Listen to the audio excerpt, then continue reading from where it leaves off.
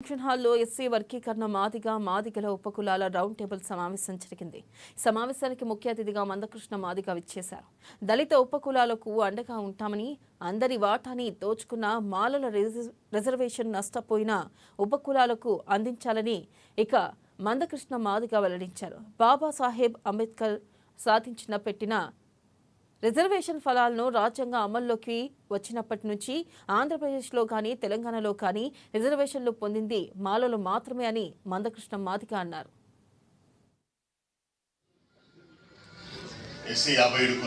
బాబాసాహెబ్ అంబేద్కర్ గారు సాధించి పెట్టిన రిజర్వేషన్ల ఫలాలు రాజ్యాంగం అమల్లోకి వచ్చిన కానుండి, రిజర్వేషన్లు అమల్లోకి వచ్చిన కానుండి ఈనాటి వరకు ఉమ్మడి ఆంధ్రప్రదేశ్ లో కానీ ప్రస్తుతం తెలంగాణ ఆంధ్రప్రదేశ్ రాష్ట్రాల్లో కానీ తమ జనాభా కంటే మించి రిజర్వేషన్ ఫలాలు పొందింది ఒక మాలలు మాత్రమేననే విషయం స్పష్టంగా నివేదికలన్నీ స్పష్టం చేస్తున్నాయి.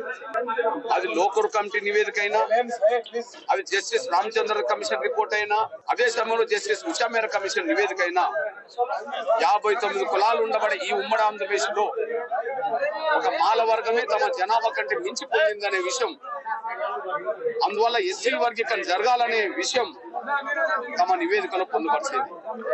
అంటే నష్టపోయిన వర్గంలో మాదిగలతో పాటు మిగతా 57 కులాలు ఉన్నాయని, తమ జనాభా కంటే మించి లబ్ధి పొందిన కులాల్లో మాలలే ఉన్నారనే విషయం ఉమ్మడి ఆంధ్రప్రదేశ్ మొదలుకొని దేశంలో ఎప్పుడు ఏ కమిషన్ వేసినా అదే రుజువు చేస్తున్నది. ఇప్పుడు నేను విజ్ఞప్తి చేస్తున్నది ఏంటంటే, అందరూ నష్టపోయింది మాలల వల్ల, అందరి జనాభా కంటే మించి పొందింది మాలలు ముఖ్యంగా వాళ్ళ జనాభా కంటే మించి పొందింది మాలలు కనుక వర్గీకరణ కోరుకుంటున్న ఎంఆర్పిఎస్ కు అండగా నిలబడాల్సిన బాధ్యత, ముందు వర్గీకరణ కోరుకోవాల్సిన బాధ్యత మాలయేతర దళిత కులాలన్నిటి మీద ఉన్నదనే విషయం కూడా గుర్తు చేస్తున్నాను. ఎవరికి ఎంత అన్యాయం జరిగిందనే విషయంలో నివేదికలు ఇప్పుడు ఉన్నాయి, భవిష్యత్తులో కూడా వస్తాయి. కానీ అందరికీ అన్యాయం జరగడానికి కారణం, అందరి అవకాశాలు దోచుకోవడానికి సాక్ష్యం మాలలుగా కనిపిస్తున్నదా? మిగతా అందులో ఏ కులమన్నా తమ